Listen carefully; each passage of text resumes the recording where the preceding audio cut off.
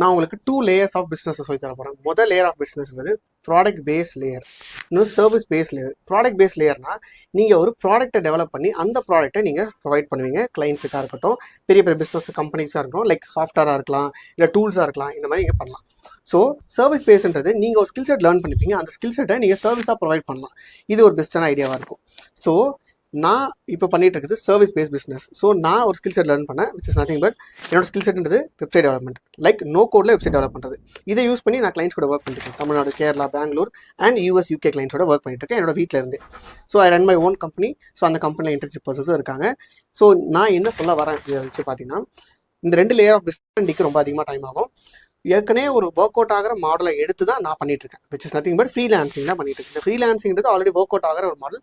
அதில் எந்த skill set demand அதிகமாக இருக்கோ, காம்படிஷன் கம்மியாக இருக்கோ, ஏர்னிங் கெப்பாசிட்டி நல்லா இருக்கோ, அதை நான் இதில் பிக் பண்ணேன். நோ கோட் வெப்சைட் வந்து அதனால நான் செக் பண்ணேன்.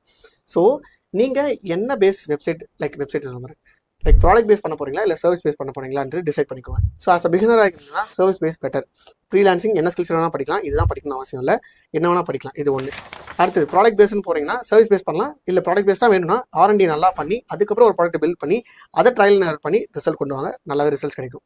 ஸோ ஒரு சின்ன நாலேஜ் ஷேர் பண்ண நினச்சேன். ஸோ ட்ரை பண்ணி பாருங்கள் ப்ராடக்ட் பேஸாக